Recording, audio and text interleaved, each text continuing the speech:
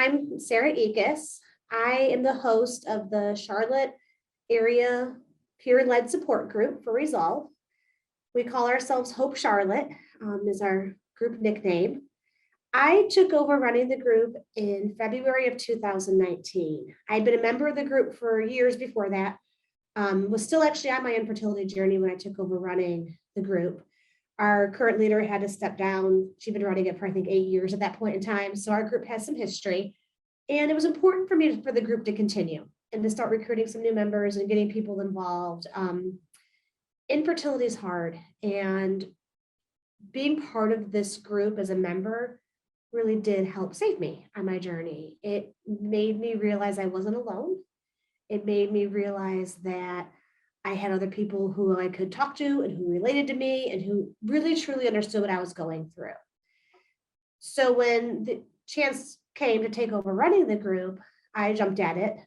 We've done a lot with the group since then. Our meetings are pretty informal. We're currently meeting twice a month virtually.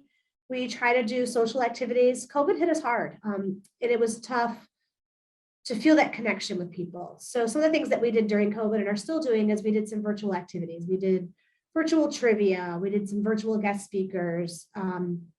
We try to do a virtual book club as well. And so we just try to have some other activities besides just our meetings to keep people connected.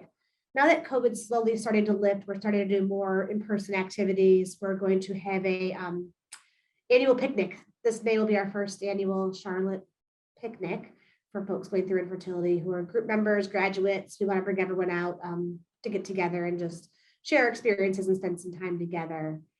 Some of the guest speaking events we've done have been, how to finance fertility treatments. We all know that fertility treatments are expensive.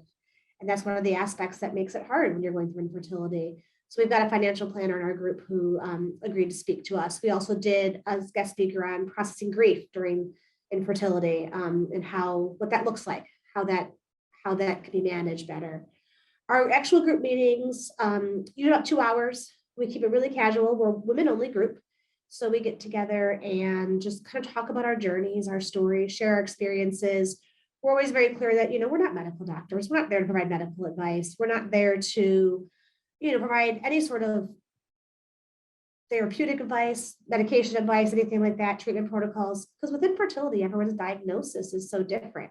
So what worked for me might not work for someone else. We talk about our relationships. We talk about with family, with our partners.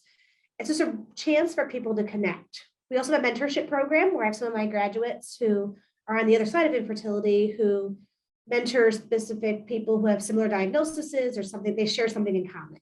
So for example, we recently had a member join who suffers from primary ovarian insufficiency, I think is what it's called.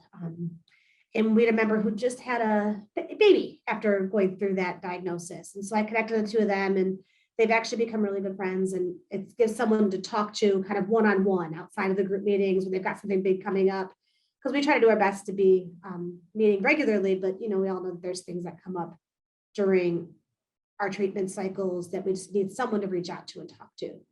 Every Mother's Day, we do a gift exchange where we match people up and our graduates send cards and small gifts and show support because Mother's Day is a really hard day for folks going through infertility. So it just is a chance to kind of cheer folks up and give them something to feel hopeful about on Mother's Day because that is a hard holiday. So my advice to anyone who was looking to start a group would be to be open. It can take some time to build up and get people to join because I think there's a stigma sometimes that joining a support group is for people who are really struggling. And I think that you don't really realize how much you're struggling until you're actually in the group and you're hearing other people's stories, other people's experiences. A lot of what we did is we did a lot of outreach with the clinics in the area, word of mouth, friends of friends, passing along the information. For me, the group has helped in my healing process as well. I said I took over running it in 2019. I still wasn't pregnant and did not have a child. I actually had a failed cycle. I had a failed embryo transfer in February of 2019 as well. So I thought for a minute, how am I going to be able to do this? How am I able to run this group and support people?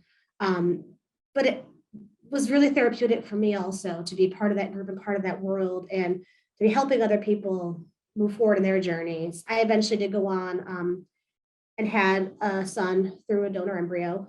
And we then tried again for a second child, and I'm having a late second trimester miscarriage. And having this group during that process, I don't know what I would have done without them. I've got a really strong group of graduates as well who jumped in and stepped in and helped run the meetings and helped run the group while I was processing my own grief. And it gave me a chance and a place to also talk about it a little bit. It also helps people see that you're in it too, you know, that you've gone through this, you've done this. Having a peer to say, I get it, I understand, I think really helps people.